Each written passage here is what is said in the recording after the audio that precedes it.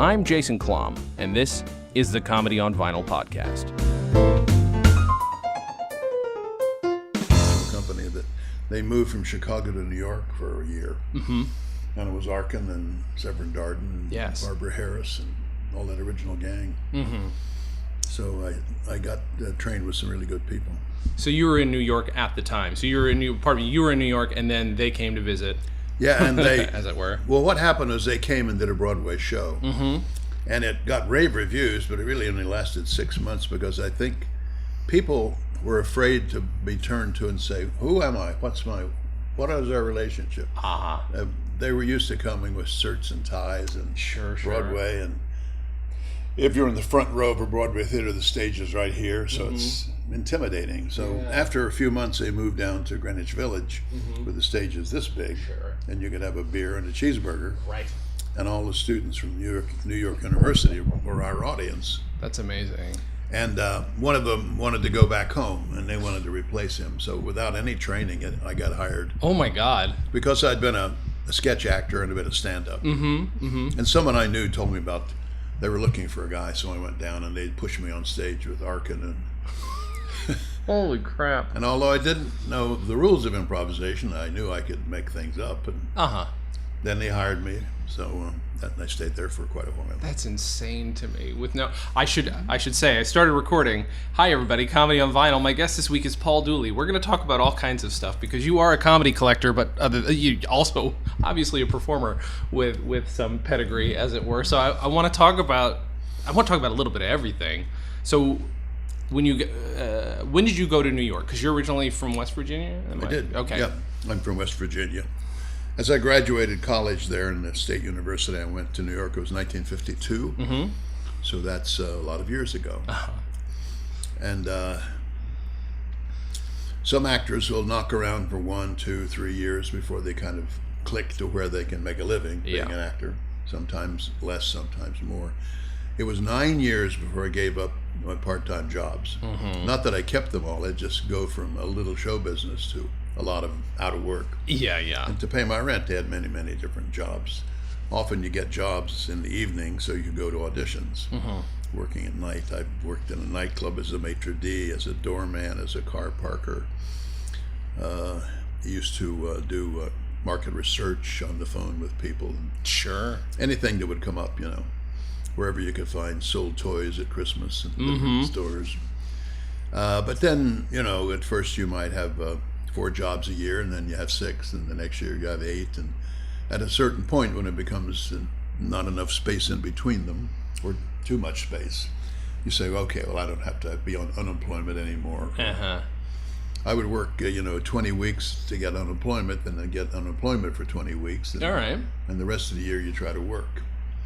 But all the time I kept working, but it was just sparse, and boring jobs and boring films for that matter. Yeah. But what happened to me was at a certain point, after having auditioned for maybe 50 times for commercials, I not only got one, but the company made me their spokesman, which means every residual is double scale because you're exclusive to the product. Like the Gecko and like Flo, there's a better check involved because you're exclusive to them.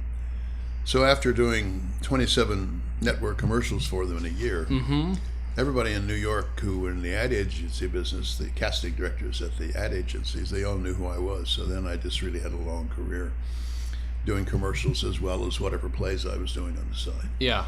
But doing plays was my hobby because you make so much more money doing residuals. Yeah. But it's a great business, You can make a commercial, can run for 4 years, and you did it once, Right. I once did a commercial with a voiceover where I said the word no, and it ran 4 years.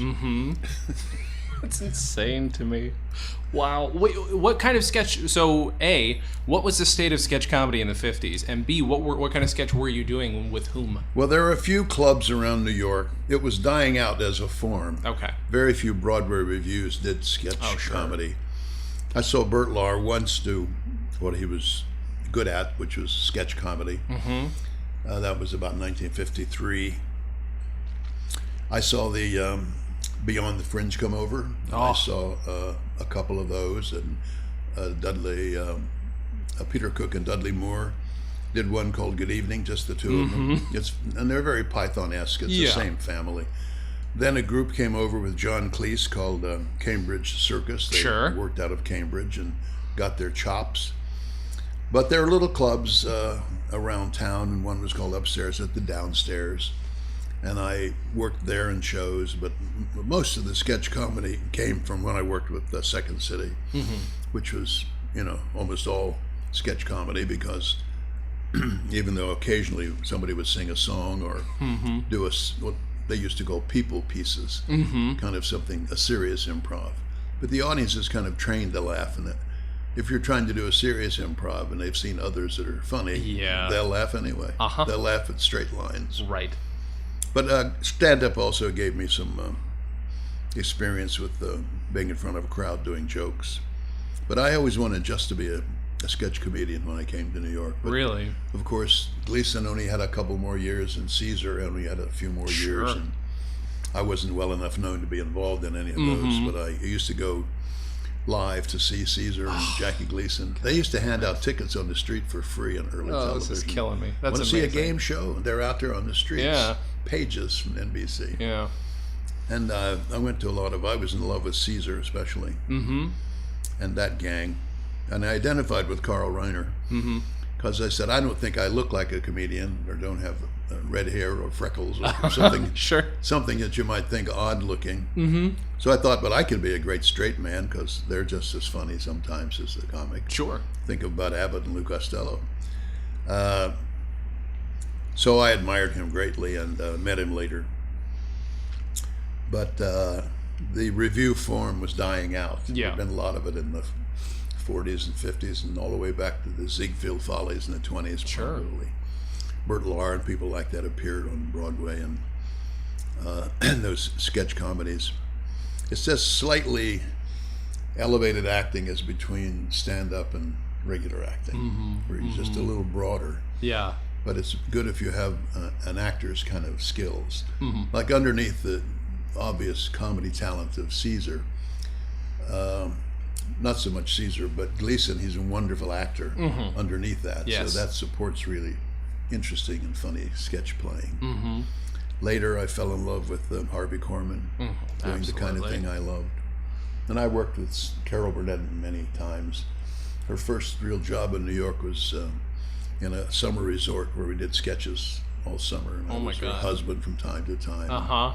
So I knew her in those early days, and she got on a show people don't remember now. It was before she did the Carol Burnett show called the Gary Moore Show. And she came on just as a comedy performer, but she was so dynamic, she pretty soon became the de facto star. Amazing. Because the audience loved her. Amazing. She used to, whenever they needed an extra hand in scenes or sketches, she would mention my name and I would go work on that show. That's great. But anyway, I made 80% of my money from commercials for 10 or 15 years, plus doing plays at the same time. But you have to do 8 shows a week to make the money there. Right. Right. God. So then I was just continuing with my combination of theater and making really a good living in commercials. And I did a play, an evening of comedy by Jules Pfeiffer, the cartoonist, for the Village Voice. And it was all a series of comic strips. So I played 30 characters, different comic strips all through the evening. They were really short little scenes. Oh my God. So Robert Altman saw me, put me in a movie, then he put me in 5 movies in a row. And I never looked back to what I did in New York, and I gave up the commercial business and became a film actor and sometimes television. Moved out here. That's was there something, so the idea that sketch is sort of falling out of favor or kind of dying out at the time, in my brain, obviously being wrong, sketches kept going the whole time. The sketch is my personal favorite, and I love it, but that obviously is a very egotistical way to look at it. It was because of Second City, because once it started, then they had a New York, they had a Toronto chapter with John Candy and all those folks. And they had a show out of here, and the Groundlings is kind of loosely based on the same idea. They sometimes write their sketches, but they're also good improvisers.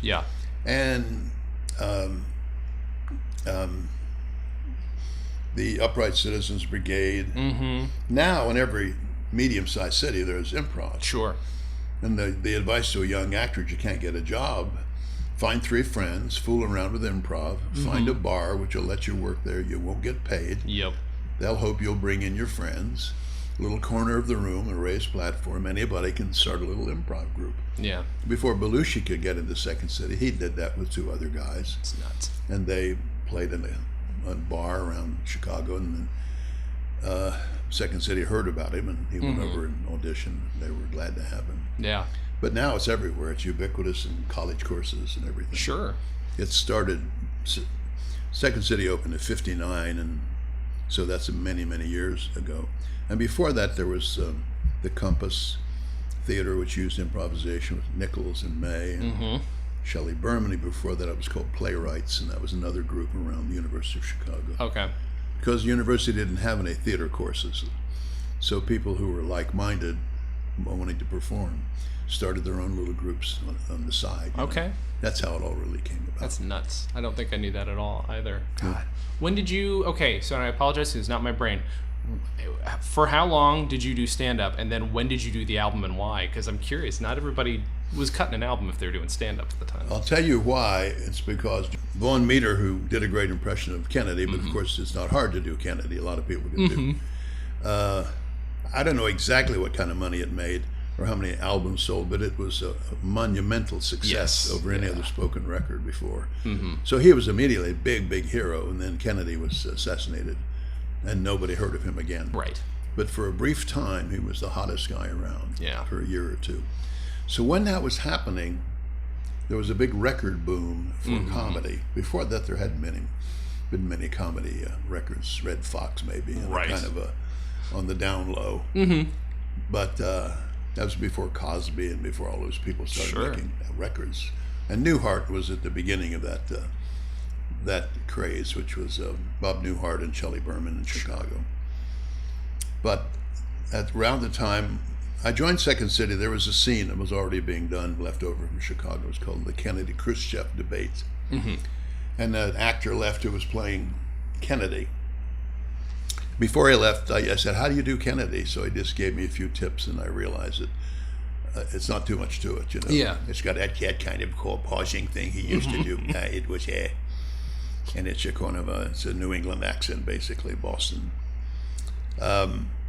So I was Kennedy, and Arkin was Khrushchev, and, you know, we each had translators.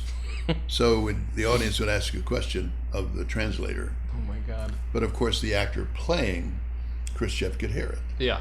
So while he's taking the suggestion, the guy's formulating his joke.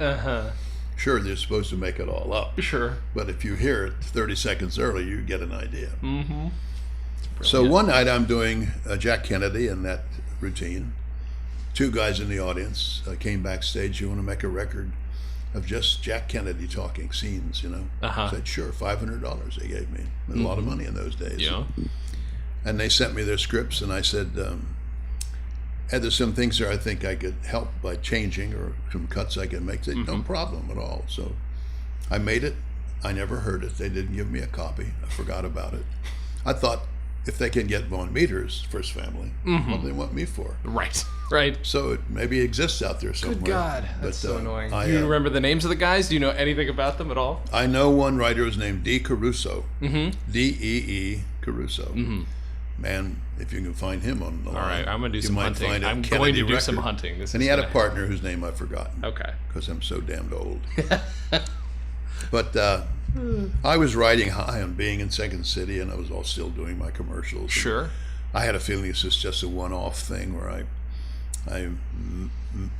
people may or may not listen to it. So I didn't mind.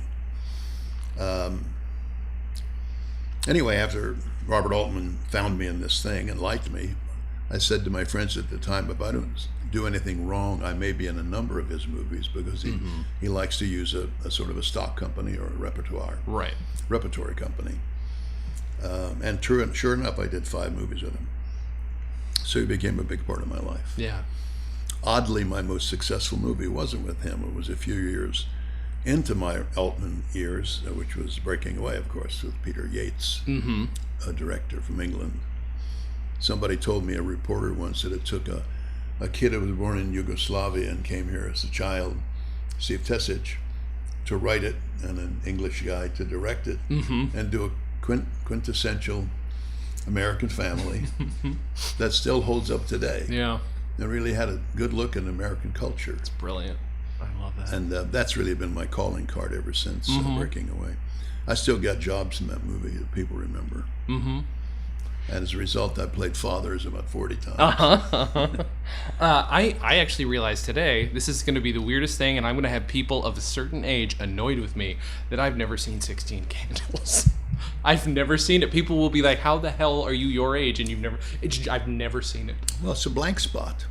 Yeah. You know. I have those. I didn't read War and Peace either. Right. Well, there you go. I mean, War and Peace is a little more lengthy than 16 Candles, I'm guessing. Well, it's very iconic in a certain range of For sure. ages. If I meet women under 30, they know me from 16 Candles. And meet people over 30, they know me from Breaking Away. Yeah, yeah. What about okay, so then you did your second comedy album. Your only actual comedy Kennedy album. Kennedy was his second. The one that actually people have heard, that I have heard before and really enjoyed. Yeah, it's called Paul Dooley Booked Solid. Some people in those days had a trademark. Bob Newhart did a lot of telephone conversations. So did Shelley Berman, the invisible person on the other end of the line. Yeah. I had one routine. Most of my stuff was written for me by a very brilliant comedy writer. And as I worked with him over the years, I kind of, by osmosis, picked up the idea of how you can write comedy. Okay. At first, I just thought I admired it, but I could never write a joke or write something funny. Sure. But he had written a routine which was me reading from a book of old fairy tales or old folk tales. And one was from a Slavic kind of story, passed down from generation to generation.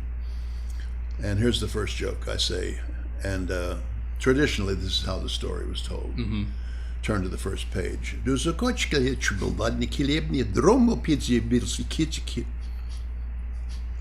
And they laugh, and I say, "You've heard it?" With the benefit of those who don't speak Kurdish, which is what we call it, I'll continue. But then I read this nonsense stuff, and then everything I translated shows that I didn't know the language at all. You know? Love it. Like, for example, it says, "Once there lived a lovely and intelligent young girl," or old horse. I'm a little rusty with this translation. But it was a wonderful routine. And so I had to go on stage with a book that I would pretend to use. I'd pretend to be reading. I thought it would look weird. I'd be stuck with a book. What do I do with it?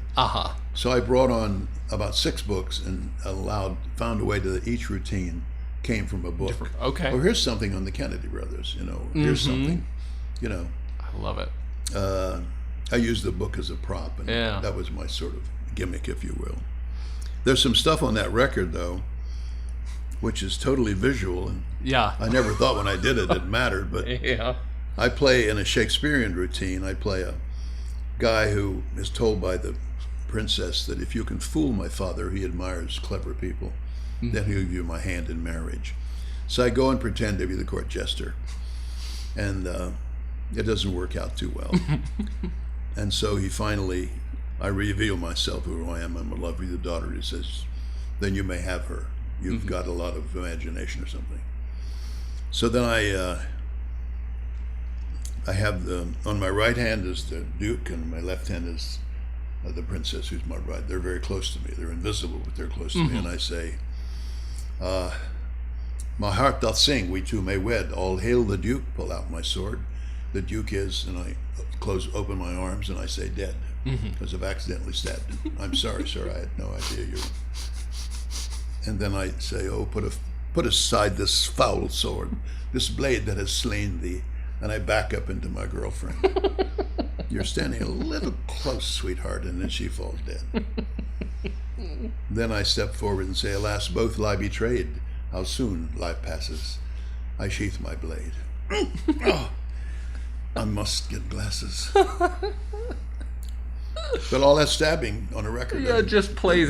There's so many records like that at the time where I'm like, the audience is loving the hell out of this. I'm missing so much. I mean, Steve Martin, same. There's some bits that he did on his brilliant albums that I'm like, no idea what he just did. And he always did funny business. Yes, right. Moved around. So much moving around, so much activity and energy. Well, at that time, because I was into comedy,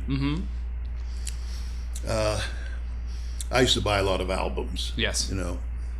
Just this morning, because you sent me an email saying you already have more vinyl than you can store. Unfortunately, yes.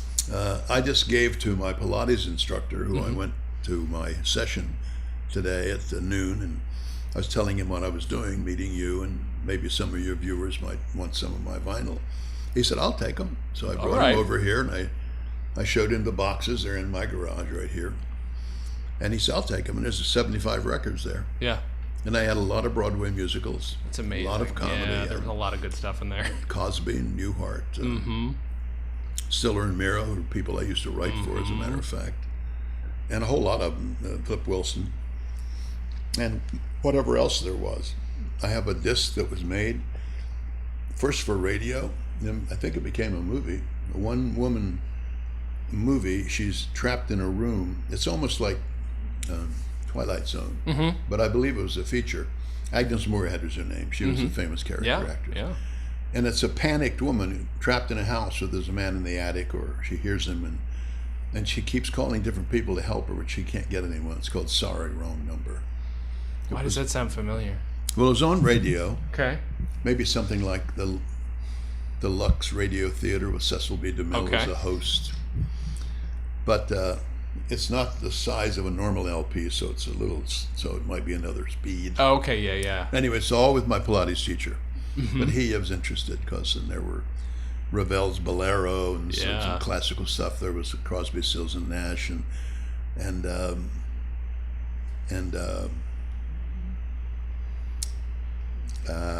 this wonderful guy is Paul Simon and Garfunkel. He had Bridge Over Troubled Waters album. So I gave him everything, because I thought he would only want a few, but he went away with them. That's amazing. It's great. As long as you still got a copy of Book Solid, that's all I care about. I really want to have a signed copy of that. Not he to took 3 or 4 you. For his friends. Did he? I have 5 left. At the time, they gave me a box with 2 dozen in it. So they've been sitting in my garage or my... Wait, that's it? That's all they gave you at the time? It's in the 60s, right? Yeah. I guess if I'd called them and said I ran out. Yeah. But I don't know. I didn't give too many of them away. Right.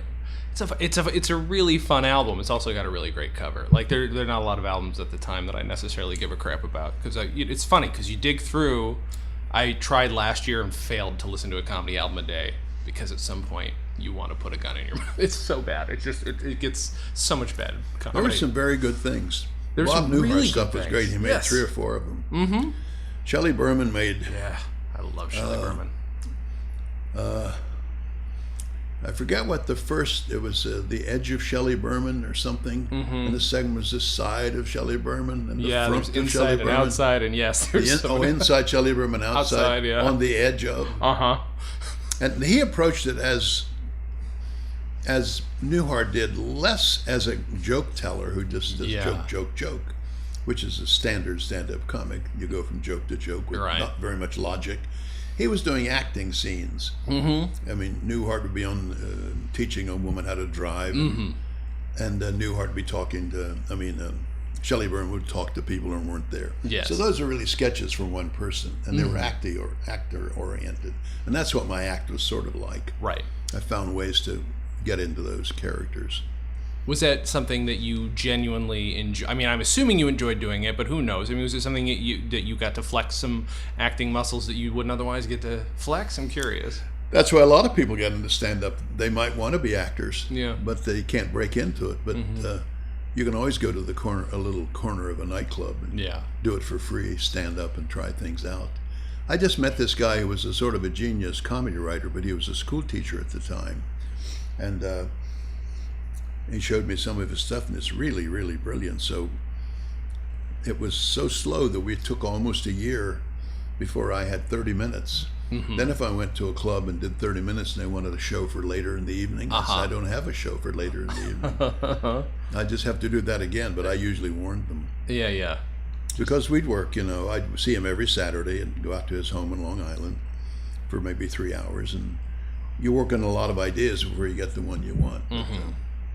It took us forever to build up an act. Yeah.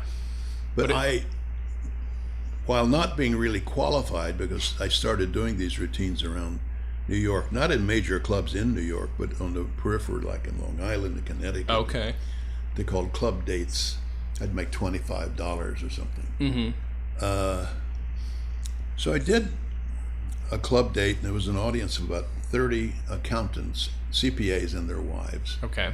But I turned out they really liked it. They sat still for it. There was a lot of people in nightclubs make noise, and they have other things in mind, Mm-hmm. and they're drinking. Sure. This was just a little meeting of these people, entertainment, and they loved me. I got a call from a guy, and he says, my brother was there when you did your routines for the CPAs, Mm-hmm. and I'm a manager and an agent. I'd like you to come to my office. We'll talk about it. So I went up and I showed him some of my material, and he handled Jonathan Winters, who at that time was on Jack Parr about every 2 weeks. Okay, because sure, Jack yeah. Parr loved him. Mm-hmm. He would make Parr break up. With the twig. Yeah. Such a good bit. So I go and audition, and then next week I'm at the Tonight Show. And all these guys in town who have had 5-10 years experience Uh-huh. trying to get on the Tonight Show. So it was a fluke in a way. Yeah. I showed them my best routine, which was Shakespeare. Mm-hmm. Well, that's funny. Yeah, what else you got? Now you just see a talent coordinator if you go to those places. Oh, okay. Or yeah. they have to come and see you in a club. Sure. But there's Jack Parr and 2 of his people, so they're probably writers, 2 or 3 Yeah, people, yeah. maybe a producer. Oh my God. So every time I'd finish a routine, they'd say, what else you got? And I showed them 30 minutes. Then they said, what else you got? And I didn't have anything else. Yeah. But they've been very nice. They laughed here and there. It's never great when it's a small audience. Uh-huh. But I've been working with this writer, David, on an idea, because I used to do the voice of my nephew when he was 4 years old or 5. Uh-huh. A kind of a kid's voice, just between us. And he said, we read in Time magazine about a trend which meant younger politicians are now becoming senators, congressmen, mayors, governors, and it was about Bobby Kennedy and Jack as senators. Used to be all politicians were 55 or 60 before they got there. Sure. Then suddenly this new breath of air comes along, and the mayor of Cleveland and the mayor of this town and the governor of that place. Mm-hmm. So he and I said, let's write a routine about this kid's voice you do, but he's president, because they're getting younger and younger. So we pushed that idea. So we'd started talking about nothing was really on paper. It was talked about a few jokes. And so I did that, and they said, great. I only did about a minute and a half of it because they didn't even have an ending. They said, you're on next Thursday. So then we finished it. But it was a very good chain, a very routine, and very topical. Eisenhower was president, Nixon was vice president, James Haggard was the press secretary, John Foster Dulles was the Secretary of State. So those are the names I was dealing with. Yeah. At the end of the routine, I say, well, that's the end of my first day. Maybe I'll go now play with my little friends. Let's see, Johnny Foster Dulles just ran away from home again because they always kidded about him being on a plane somewhere. Mm-hmm. Jimmy Haggard is out on his paper route. That was the press secretary. Dickie Nixon won't play unless he can be the president. So I guess I'll just take the day off and go play miniature golf, which is what Eisenhower was doing all the time, like Trump is now. Every president is criticized for playing. Yeah, yeah. Hey, it was a very funny routine. I went back 2 or 3 times. And once David was out of town, he had gotten a job somewhere, and I had a week's notice to do another visit there and have the material, and you want to always try it out somewhere. Sure. So Alan Alda was a friend of mine. He's a wonderful comedy writer, and we met several times, wrote a routine for my last visit there. And Alan is very funny. His father was in burlesque.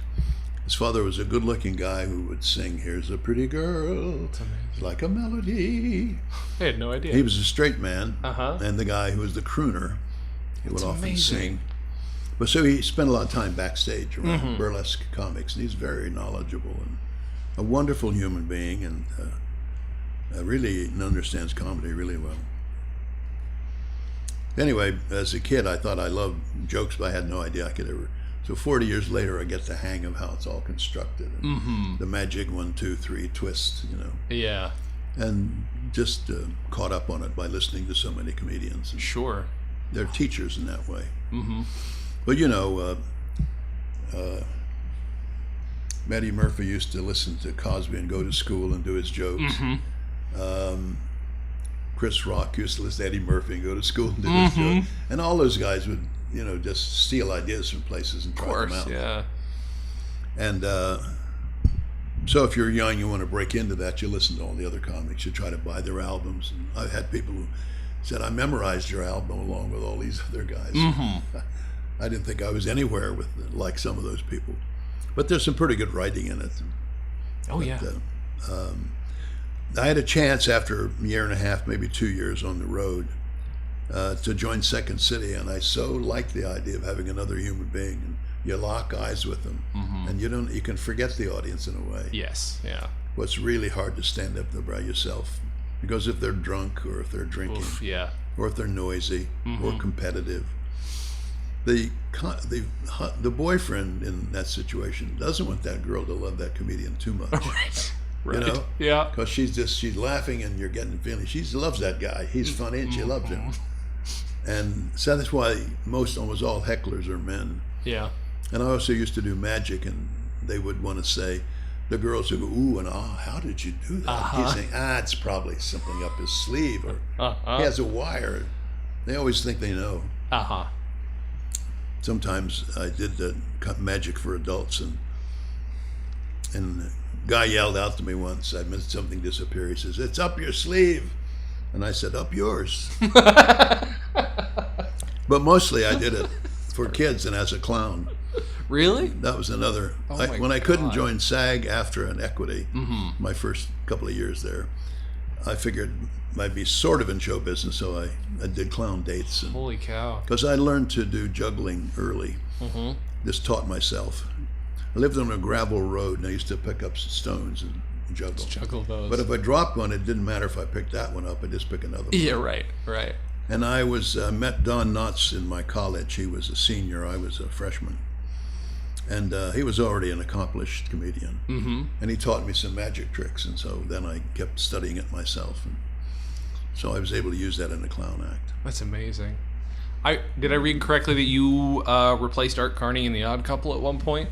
Yeah, I was in The Odd Couple, which Mike Nichols directed and Neil Simon wrote. And I was a poker player. I auditioned to be one of the poker players, which I was. And they have a number of scenes, then they go off stage and not there for a while. They come back near the end. But they said they wanted me to understudy Art Carney. So I watched every performance from the wings when we were out of town, and I kept reading my script and learning. But I learned mostly by listening to them. Sure. And we were in Boston, Wilmington, Delaware, and Washington, D.C., and we came to New York. And Art never missed a performance, but Art was a drinker. And we didn't really know that about him. But then once we opened, and we got rave reviews, of course, I looked out a peephole, and first week there's Sinatra, there's Jack Benny, there's Jack Lemmon, there's just everybody. All the important people. When it's a hit, they like to get tickets that week. Of course. The first few weeks. What a thrill for me. And they'd come backstage, and they talked to Carney because he was a star, and Matha wasn't yet a star. Yeah. Although Matha became a star from that show, and he was great in it. But Art had done Ed Norton. Sure. And people lined up to speak to him. Anyway, shortly after we opened, he missed one night, but he didn't phone in and say, I won't be there, I'm not feeling well. He just didn't come. Oh, crap. So 5 minutes to curtain, the guy said, you better put on his clothes and not yours. Oh, my God. Okay. And he missed about once every 2 weeks, and so I got a whole practice of doing it with Matthau. And then one time he didn't come in, and he didn't come in the next night. He didn't come in the next night. And they were frantic because his agent didn't know where he was. He was going through a divorce. He probably lived in a hotel. Sure. Nobody could find Carney. Finally, they found out that he put himself into what we call rehab now, but in those days they called it something else, detox, or a place where you dry out. Yeah. But he never did come back, and he had been an alcoholic, and you don't know. I met him from time to time afterwards, and very nice guy, very sweet guy. And that's how I got to do that for a while. Yeah. But then I left it to go do a pilot out here, which didn't sell, out in California. Did you do any TV work other than tonight? Did you do any TV work in New York? Like any sitcoms or Playhouse shows, anything like that? I did some dramas. I would usually have 2 lines or 4 lines or 6 lines. I was once on a show that was popular called The Defenders. It was E.G. Marshall and Robert Reed, father-son team. I had a very decent part in that. I was a playwright, and Cloris Leachman was my attorney. Amazing. It was based on a real situation where a critic had been so mean to the playwright. I don't know what he said really, I can't remember anymore, but in addition to saying it wasn't a good play, he might have said he's an idiot or something. Sure. So the guy sued him for slander. Okay. So the writers made it into an episode of a TV show. Wow. So I played that playwright, and Cloris Leachman was my lawyer, who was, I would think, one of the best actresses we ever had. Absolutely. If you think of her doing the Last Picture Show, and also being able to work in those Mel Brooks films, broad comedy, she can do anything. She's really great. Later, I worked with her in a movie or 2, but she's really wonderful. I'll never. She almost stole the movies from Young Frankenstein, and from High Anxiety. Yes, absolutely. Everything she did, she would just. I don't know how. I don't know what it is. Lost my boyfriend. How she's so magnetic. There's something. It's inexplicable to me. Her and you mentioned Harvey Korman earlier, who I've had the fortune to imitate on stage because I did play his Blazing Saddles character on stage once, which was a lot of fun. In what show? We did Blazing. We do this show every month where we do a stage reading of an 80s or in this case I a see, 70s a movie. Yeah, and we do a stage reading. I dressed up. I did the full mustache and everything, and I was Harvey Korman for 2 hours, and it was the greatest experience I've ever had. Oh God, it was so funny. Yeah. You can only imitate, though. You'll never come close. I remember he said, "Get me every," and he had 20 names for villains. Gunslinger, cut purse, everything you could find in the dictionary. Muggers, buggerers. There's so many. There's 20 different and Methodists is how he ends it. Oh God, it was funny. Anyway, I almost admired him more than anybody as a sketch actor. Yeah. Do you still have a spot in your heart for sketch? Is it still a thing you either would go see or perform in? When I moved out here, I hooked up with a few of the people who were still around who had been in the original company of Second City. Most people don't remember them, but Second City people all know who they are. Severin Darden was one, kind of a genius. Mina Kolb was one of the first women. Barbara Harris is one of the other women. Paul Sand, who's a great mime who studied with Marcel Marceau, and a number of them. Richard Libertini is a friend of mine, and he was an improviser. And we used to go down to the Promenade, which is 3rd Street near Santa Monica, near the ocean. And every Saturday we'd go in and do an hour and a half or 2 hours, and then we'd leave. Another group would come on. Oh, man. And a group ahead of us was Odenkirk and David Cross working on Mr. Show. Holy cow. Before it became a TV show. Amazing. I did that for 5 years every Saturday. That's so good. For nothing. Yeah. Just for fun. And if any one of us ever had a job or a conflict or cold, we just didn't go. They called someone else up. Oh my God! I wish you'd do it again. Louis Arquette was in that company. Really, yeah. Not only does Louis Arquette have 4 or 5 children who are well-known actors. Yeah. His father was Cliff Arquette. Yes. Who played the funny guy on Hollywood Squares. Charlie Weaver was his stage name, but it was Cliff Arquette. And Louis brought me a picture of his grandfather, who was in vaudeville, who was another Arquette. Holy cow! I didn't know that. That's an Alsatian name, he told me. I didn't know they went French, back but that Alsatian. Far. But Alsatian. Who knows Alsatians? I didn't know it went back that far. I didn't know that the family went back. That's 4 generations. Jeez, that's insane to me. They're like we used to do a poetry thing, and he would always do a haiku, make it up. Oh my God. we used to sit down in chairs, 5 or 6 of us, and the person who went first would have to make something up. But the second guy had time to think about it. Sure. And the third guy had more time. Lewis was the fourth guy, and I would see him counting his fingers. He's making up a haiku. Of course. Which is supposed to look like off the cuff. Yeah, yeah. And I used to specialize in fake iambic pentameter, and I used to do So good. Shakespeare. And I did that a lot. That was my thing in Second City. That's amazing. Barbara Harris, who didn't like doing the poetry, would always just make an A-B rhyme, and most anybody can do that. Okay, yeah, yeah. And at the end of it, she would say, a Hallmark card.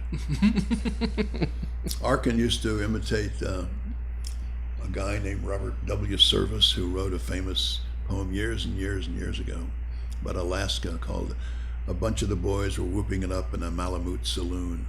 This is an old-timey... Okay. Before he was ever an actor, he must have heard this. Yeah, yeah. We used to imitate that rhythm because Alan is a musician, of course. Uh-huh. And I had a penchant for kidding around Shakespeare, so we always picked something we could. One guy always did Sandburg, Chicago, city of the big shoulders, fog moving in on little cat's feet. We'd sprinkle that stuff in. It was very successful. That's so good. The people who saw us from NYU down in Greenwich Village, they were like amazing. They'd never seen human beings stand up and make things up. Yeah, You yeah. know? And even though sometimes we were remembering it from the night before, Right. it still had the feel of being improvised because Sure. when you re-improvise it, it's still loose. And if we learn it because it's a solid sketch, we still have the freedom to change within it. For sure. You know, Yeah. we have a beginning, middle, and end, and you put anything in there you want if you think of it. But they'd never seen anything like this before. It looks less like acting and more like life. Yeah, yeah. And they were just sitting ducks for us. We'd have a full house every night. There's about 200 seats. Later, that room became, under the name of The Bottom Line, became a jazz, a kind of a rock and roll room. New musicians every night of the week. Yeah. Just the opening act and a closing act. It's crazy. And that went on for about 20 years. Across the street from The Bottom Line was Folk City, where Dylan got discovered. Okay. Just right on the corner. But I lived there 30 years, and I've been out here a little over 30 years in California. Well, you got a taste of both. That's crazy to me, though. Just to be there during the period you were, in terms of like comedy development, to be here at a time to not just work with Robert Altman, but to work with Robert Altman. I mean, that's. Yeah. I mean, I know it brought you out here, but that's not bad. That's crazy. Well, Robert Altman was an odd guy. If he didn't follow the rules of show business usually. Right. He didn't like to audition people. He'd see them somewhere. He'd meet someone at a party. He was in Texas making a thing called Brewster McCloud. He goes to a museum, and the guide in the museum, never have acted in her life, was Shelley Duvall. He thought she looked great. Yeah. She has a very cinematic face. She has high cheekbones. She has big eyes, big kind of horse teeth almost, long neck. He put her in 6 or 7 movies and became Olive Oil. Yeah. And she told me when she was in middle school, they kidded her and called her Olive Oil because she's so skinny. Oh my God. And she did great in that movie. Yeah. Well, he cast me as the father of the bride. I was a kind of a Kentucky, redneck type who ran a diesel truck stop. But my daughter was marrying into money. And in the movie A Wedding, they're rich people around the lake in Chicago. So it was like poor and rich. Although we were a little bit nouveau riche. Had a chain of diesel truck stops. They had 10 stars in it. Carol Burnett was my wife in it, and we were just hillbillies in the way. Yeah. So the next time he does a movie, I play the lead. And I'd hardly been in any movies. One from him. Yeah. The romantic comedy. A part that Jack Lemmon could have done. But I'm in New York after I did A Wedding, and my friend says, "You're in Variety." What? He said, "Get Variety. It's on page 45. So I look at it, and there's an ad, and it says, Robert Altman's newest production, A Romance, with Paul Dooley, and there's a picture of me, and Marta Heflin, who is Van Heflin's niece, I believe.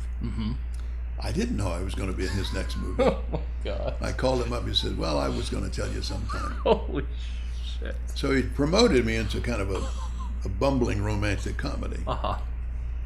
And the third movie, he asked me to help write it.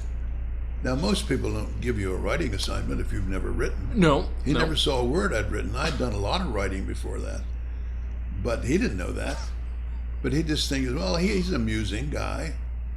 So he had a script, but the studio didn't like it, so had me freshen it up, as they say, or pitch, what do you call it? Punch up. Punch it up. So I started from scratch, and I put what I wanted to in there, and we did it. It was called Health. The movie was called Health. Yeah. To my mind, not a great movie, but Glenda Jackson, Lauren Bacall, Carol Burnett, Jim Garner. But that's a hell of an adventure either way. I just love that you're thrown into it. It's like, well, at least I can say I've done this. That's insane to me. Even if you don't like it at the end of the day. Well, I knew he was going to do Popeye next, and I thought, well, it'd be nice to have a small part. Sure. And I knew he liked me, so I'd probably maybe do something. He said, you're going to be a Popeye, but I don't know what you're going to do. Yeah. And finally he said, I want you to play Wimpy. And I thought, oh, wow, Wimpy should be a real fat guy, maybe with a fat nose, because his drawing is kind of, For sure, yeah. very cartoony looking. So I was a little skeptical about how well I would do, but hell, I'm not going to turn down the opportunity.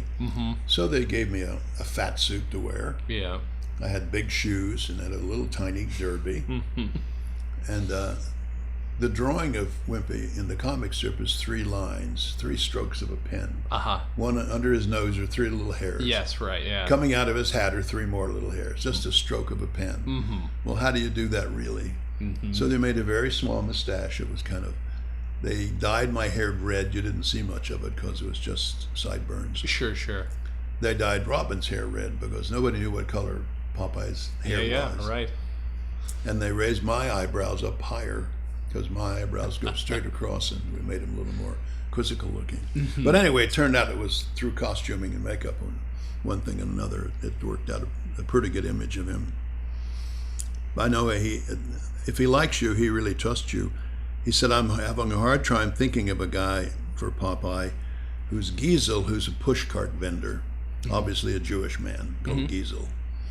And because when the comic strip came out in the 20s, there was much more of a categorizing of people. Sure.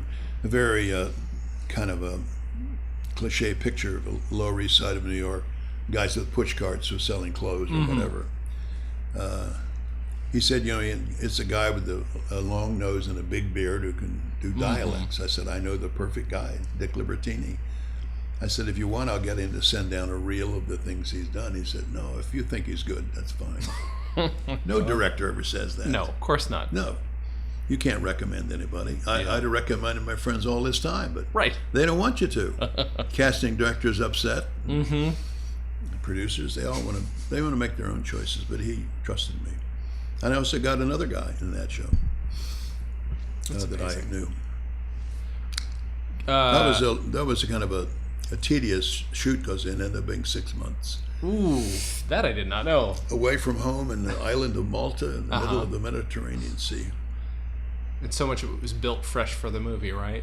There was a ton of, it was just built from scratch, a whole town. A beautiful town. It's insane. When I talked to other people who did the movie, we didn't feel we were in Malia, a small city in Malta. We felt we lived in Sweet Haven, which is the town built for the movie. Yeah. Because 12 hours a day, you're in Sweet Haven. Of course. You only sleep in Malta. Yeah. Oh my God. The guy was a genius, the guy who built it. Built it from scratch. He went there 6 months early and built a whole... This was a bay, and instead of being a beach, it was a tumble of rocks where if you walked along the beach, each step would be up or down. Yeah. So every house would have to have legs of different sizes. He got a big crew of Maltese carpenters, and he just supervised them. Wow. It made about 20 buildings. Yeah. There were bridges, and if a house was 4 feet lower than the next house, they put a little stairwell with a rope banister. It was beautiful. See, that's one of the best things about it is makeup, wardrobe, and the set. It was just a great place. I mean, it's so funny. History will look on it differently in years, and it looks on it differently now. Like, people have different... Some people absolutely love it. Some people are like, what the hell was he thinking?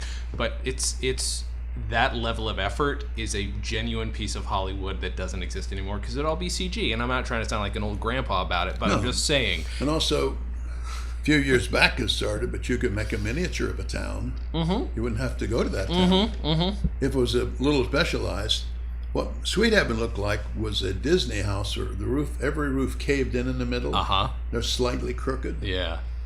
Except they built it from new lumber, which they got from, I believe, Germany or Australia, because there are no trees at all on Malta.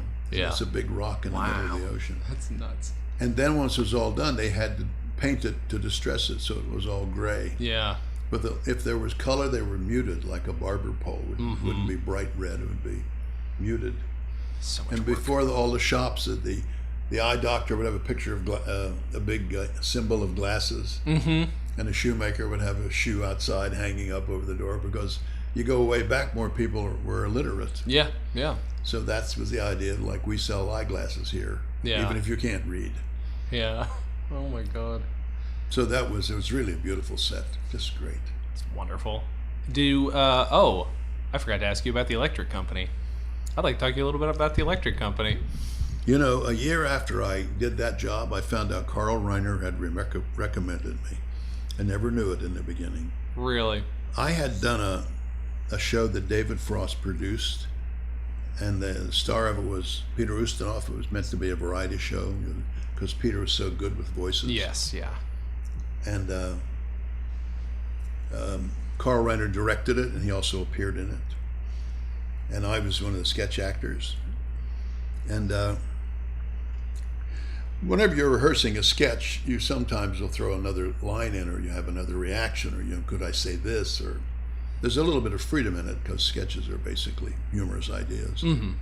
So I'd throw things in, never thought much about it. Once they needed an ending for a scene, and I was in it with Carl, and we had a dress rehearsal audience there. It was like hangers on, like 20 people in suits, Mm-hmm. And the dress rehearsal, they were using the Ed Sullivan Theater.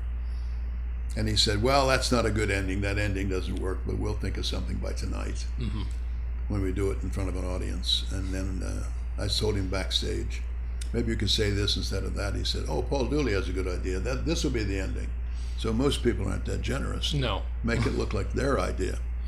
So he had this idea that I could write. So when he came on to Sesame Street, they asked a lot of celebrities in the first season, just come on and recite the alphabet. I know that Carol Burnett did it. Yeah. And Carl came on and recited the alphabet. And sometimes you try to dramatize it if you want to. So they said, we really have a trouble getting good writers here, because anybody who writes comedy moves to California and works for people like you. Yeah. So he said, well, Paul Dooley's a very funny guy. You should get him. He's a good writer. But he never had seen a word I'd ever written. And Altman never saw a word I'd ever written. He wanted me to rewrite the script. So sometimes your personality can get you places, I suppose. Mm-hmm. But I enjoyed that. I felt, I told my friends, finally, with my comedy background, I was doing something, I was using my talent for good instead of evil. Uh-huh. Because I thought if you helped only a few children learn, make it easier for them to learn. Yeah. To read, that was very nice. I took it very seriously, and I thought of a lot of techniques to help. And one of our charges we were given is there's a percentage of our population that are illiterate. Mm-hmm. Even still, they either skip school or quit or get thrown out or whatever. But they grow up not learning to know much about reading except how to sign their name or something. Sure, yeah. They said if they sit with their kids, they might, by osmosis, just watching, without being embarrassed, they'll never go back to school if they're 25 years old or 30. But if you sit with your kid and this information is coming at you, the techniques of learning, it might help them learn to read. So they said if you want to put in things for the adults as well as the children, which the Muppets did all the time. Sure. Very hip, those Muppets. Mm-hmm. They probably told the same thing. Sesame was just ABC and 1, 2, 3, but we were words and sentences and all that. Yeah. But I took it seriously, and I tried to find a lot of ways to do it which were kind of sneaking up on the kids. We don't want it to look like a classroom. Yeah. Because we're not reaching the kids who will learn to read normally. Sure. We're reaching into the inner city, and Cosby was really donating his time for scale, almost nothing, to help his people. And Rita Moreno was doing the same with the Hispanic audience. We're trying to reach people having trouble learning to read, or don't go to school often enough, or hate school, whatever it is. Sure. When you entertain them, but you hope that you sneak in the message of reading. So we tried to make it not look like a lecture. Yeah. So I come up with a lot of different techniques. One that I liked was I wrote a sample sketch, and I talked to all these writers. I had, I think, 6 or 7 writers. So I want to try this. It's Jennifer of the Jungle was this one character we had. She's teaching her gorilla to read. The gorilla will never learn to read, but as he fails at it, the kids looking over the gorilla's shoulder will feel they're smarter than the gorilla is. All right. Yeah. Without actually them realizing you're teaching them. Because she would just say, "It's cat." He'd go, "There." No, cat, cat, go, "Yeah." He never did anything. It was like White Fang, which used to be in Soapy Sales off-camera dog or wolf or whatever. So I came up with techniques where it didn't look like teaching, but it was. Yeah. Now they have a new Sesame Street, a new electric company, heavy on hip-hop music. That's awesome. And they're using some of the same techniques. Yeah? Oh, that's good. I wanted to one character, I wanted him to be a junkie for reading, so we could use him as one who was hardcore reader. And I made it Morgan Freeman, who I called him Easy Reader, and he was dressed like Easy Rider. And I had a child chef named Julia Grown Up, because I wanted to show recipes which have print. And I named a guy who was supposed to unscramble sentences by teaching where the period goes at the end, and I called him Fargo North Decoder. So most of my characters and departments, which were repeated, were kind of jokes, joke titles. Yeah. I the Easy Reader thing. So, were you involved in the production too? Is it just writing? What was your?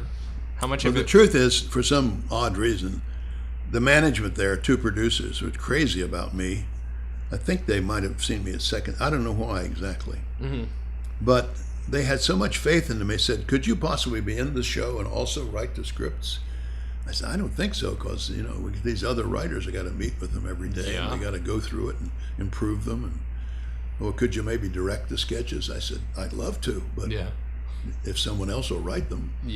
So they wanted me to be the Orson Welles guy, and so I did voiceovers though. An animation guy would come in and he'll show us his idea for a 30-second or a minute animation. It would be up to me to pick the guys to do the voices. Well, I was often the voice. I'm the letter W. I am the letter B. In things like boy. So I gave myself jobs at voiceover, because I'd done a lot of that anyway, a lot of radio. It's kind of great to see. Not everybody has. I get a little high-minded about it, about sketch or comedy in general. I love the idea of being able to use your comedy for the betterment of other people. Not everybody not all sketch or not all comedy is for that, but you got to actually realize that potential, and that's kind of wonderful. I really, I began to take it as a problem solving. How can we teach them and they won't realize they're being taught? It's more like entertainment. And my wife, who was 26 years younger than me, and she already knew how to read. She'd come home from school, maybe she was, I don't know how old she was, 15. She'd watch the Electric Company just for the ideas, just for the characters. So I hope that would be, I'll give an example. They wanted me to have a character who called in on the phone and complained about the language. If R-E-A-D is read, what is R-E-E-D? And why is R-E-A-D also read? And why is R-E-D read? It's confusing. So it was a guy who complained about the English language. What are you talking about? You people don't even know what you're talking about. So I created a call-in guy, and I named him J. Arthur Crank, based on something nobody knew but me, J. Arthur Rank Productions from London. a guy who had his own series of. He was a studio. Okay. I don't know if you've ever seen an old movie like that, but a guy in a loincloth was in gold. He's painted gold or bronze. He came in with a big hammer and he had a big gong. It's J. Arthur Rank Productions. Amazing. So I did that for myself. Or anybody my age or anybody older. Sure. But it didn't cost anything because J. Arthur Crank is funny. Yeah. With an initial, a guy named Crank who's a crank caller. It's perfect. I love it. Anyway, that was something I tried to figure out also. I had a teacher who was teaching kids. I read in a magazine about something to do with teaching reading, that the teacher had a sign on the front of her desk. This would be kindergarten. It said desk. And on the window it said window and door, you know? Just a few things. Yeah. So I took it further, and she had a sign around her neck that said teacher. And trash. And a whole lot of them, some of them were quite funny. But she couldn't get the kids to pay attention at one scene in one episode. So they kept looking out the window. She couldn't figure what they're looking at, or they just distracted. So you cut away from her, and pretty soon you now go and see what's outside the window. It's a teacher now teaching out there through the window. That's where they're looking anyway. So that's one thing I developed.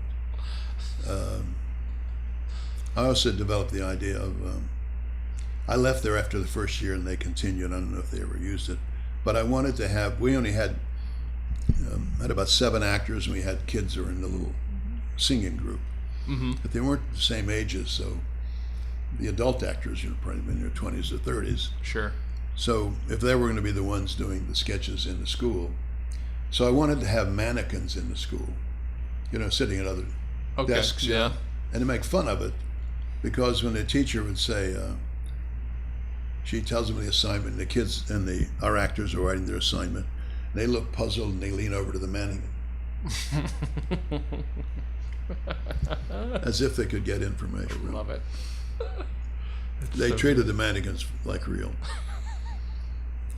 And I like that things like that are always going to inform your sense of humor if you're an attentive kid too. So that's an extra level of the kind of stuff that another way you're influencing a generation of people. That's amazing. Well, I found it very rewarding to know that I had done something that might help. Yeah. Do you can you remember the first person you might have met? So like maybe the first comedy album you bought. I'm assuming you've met a good deal of people whose albums you owned. I could be wrong. Yeah. Well, the people who are most prominent today, I'm not at my age level. Sure. I know more character actors than I do comedians, but I do know many, many improvisers, because a typical thing in Chicago is you're there for 4 or 5 years, and then you say, I've done this for a while. I'm going to go LA. My friends are getting parts in sitcoms, and others are writing sitcoms. A lot of improvisers became writers out here. And so you come here, and then there's not enough work for you. Because even though you're good at improvising, that doesn't always mean you'll be hired for dramatic parts or even comedy parts. Yeah. Sometimes, but a lot of them. There are almost too many improvisers in LA now. Yes. So they started doing shows down in the Promenade, and once a group I worked with went to the Friars Club, which was an old conventional amazing comedy show place in a club in Beverly Hills. Well, they had a night where they didn't have very many people come, so they would put us on. They wouldn't pay us, but we'd bring our friends, and they would have something going on in the club, and they'd sell some liquor. And it was a version of what they call the Herald in Second City, which is you take one suggestion and do a whole evening, or do a whole. So they would put an email out, and 35 or 40 of us came. So we put the numbers in a hat and picked a number. You're in group 1, 2, 3, 4. And we'd have 4 shows of a half hour each. Okay. And the rest of the time, 3/4 of us are in the audience watching. We're audience. So we never had to play to nobody. Yeah. But they'd be great people like Ryan Stiles and Dan Castaneda. Yeah. Great, great, great improvisers. Oh my God. I did that off and on for 4 or 5 years also. That's wonderful. I haven't heard from him in a while, but Ryan Stiles is one of the great ones. Yeah. Holy You've cow. seen him on Whose Line? Sure. Man, that's so wonderful. I was once doing a scene And he ran on stage and says, "Blood, we need more blood." And they left. But that's not what the scene was about. So he brought his own scene in. And then he went away, and that was the end of that part. But it was funny. That's great. You know what? So I could keep you here all day, but I'm not going to do that. I'm going to. So your album, I recommend people hunt it down. But was it ever released on CD or anything, or is it's just the LP? No, it was not. To my knowledge, it was. I know that it was called Strand Records. Yes, yeah. But I don't know if they went out of business right afterwards. Right. Maybe we'll have to look at a way. And because I was carrying my books on stage, I named the album Book Solid. Yeah. And I had the setting in a bookstore for that reason. It's great. I made the title up. It's worth listening to. I think people should hunt it down. And if it's not available that way, we should find a way to remedy that, because I think people should be able to listen to that. There's beat poetry in it. You know, there's a line I like where I say, one of my first apartments in New York was in a kind of not a street, but an alleyway. And next to me was a guy who was kind of a hippie, and the place he lived in used to be a stable. But with a little work and imagination, he had turned it into a pigsty. And sometimes I'd see him sitting on his front step, and he seemed so depressed and so dirty and disheveled and just out of it. I wanted to go over and put my arm around him and say, "Come on, buddy, tomorrow will be better." But I didn't want to touch him. There's some very funny lines. It's a lot of fun. It's worth listening to. Is there anything coming up that we should tell people about? Or yeah. Well, the next thing I'm doing it's called a guest book, and I don't know. I think it's a cable show. I'm doing it in 2 weeks. And I think the guest on it is really playing a guest on it, because I think each episode or probably each season, it's a beach house, or it's a cabin by the lake, or it's a bed and breakfast in Victoria, and it's about being in a place, staying with the guest. Okay. You'd be the guest. Yeah. So I'm playing, oddly enough, I had a table read the other day. I said to the director, "Did you know I was from West Virginia?" He said, "Yeah, I knew that." But I don't know if he wrote it first or he just found out later. Yeah. Anyway, it's a guy who's 77, and he's been a coal miner all his life, and he has black lung. And he's coming to see, and he only has a year left, the doctor told him. The Indian doc told me. Have a year left, and I thought I'd come out and see my only living relative. And so they're having a party that night. He said, "You're free to join us. You know, some of the people may be doing drugs." And he said, "What kind?" And he's thinking it's, it's like it's Tylenol. So all different drugs to make people happy. So, "Well, I'll join you." I never did that, but I'll give it a try. So he gets high. And it's a rather cute show. Orson Bean was in one, and he recommended me because we're friends. That's great. Where do we see it? I don't know. You'll have to look it up. Okay, I will look it up and try and tag something to the end of this. I've done this so long, I don't always know the venue. Yeah, sure. I mean, some people, when they get a job, they'll look on their computers. "Oh, that's Showtime." Yeah. Well, I don't really care where they put it on. Yeah, I got to play. At some point, I'll find out. I'll get a check from them. Sure. It'll be for Showtime. But I know it's cable, and I know that I watched. I looked it up and watched the pilot. My wife looked it up for me. I know that the first guest was Stockard Channing, so they had a pretty high level of talented people. Yeah, that's amazing. And Orson Bean did one, and I think they said to Orson, "We need a guy your age to do our next one or something." Well, Paul Dooley's like me. He's older. We're about the same age. I've known him all my life. I was in college. I saw him in the Sullivan Show. He was a wonderful stand-up comic. Yeah, I need to get his albums, actually. His first line was, I just gave one away. It was called Orson Bean at the Hungry Eye. It was in San Francisco. And he, at the end of his act, he used to make a paper eucalyptus tree, which is a magic trick where you go like this. Oh, yeah.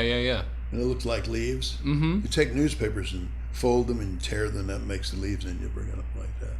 I remember he said, "This is an ancient trick, one of the oldest tricks in the world that magicians did." And he said, and way back to the ancient Greeks. In fact, traditionally they used the New York Times. He had a very funny act. His first line was, "My name is Orson Bean, Harvard 48, Yale nothing." It's his opening line. Love it. He was a very funny guy. My goodness, I have a million other questions for you. If you ever want to come back, maybe we'll find another way to have you back on, because this was a lot of fun. And pretend to have another album. Yeah, let's do More that. vinyl. If I find that other album, if I can hunt that down, we're definitely talking about that, because there are a lot of like parallel albums or knockoff albums of Well, First it would Family be too, around. you know? It was during the Kennedy administration. Yeah. I'm gonna have to do some How long hunting. did Kennedy last? 3 years. Yeah, wasn't it? right. Yeah, exactly. It's in that time frame. D. Caruso was one of the writers. Caruso. All Then right. later, I know he wrote sitcoms out here. Okay, because the name sounds very familiar, so I'm sure I've seen the name listed on something I was a fan of at some point.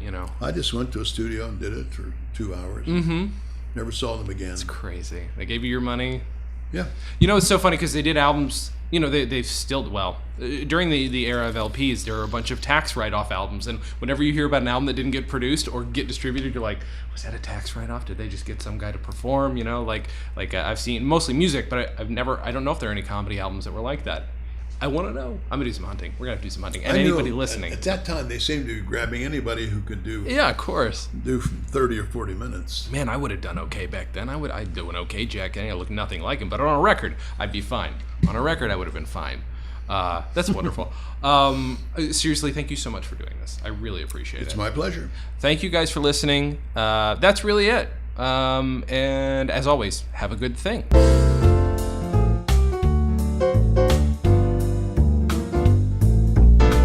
Comedy on Vinyl is a production of StolenDress Entertainment. It is produced by Mike Warden and is hosted and edited by Jason Klamm. Our theme song was composed and performed by Richard Levinson. Please visit StolenDress.com to listen to our other podcasts, read our blogs, read our tweets, watch our videos, and read our books. Please subscribe on iTunes, and if you like us, give us a 5-star rating and a nice review.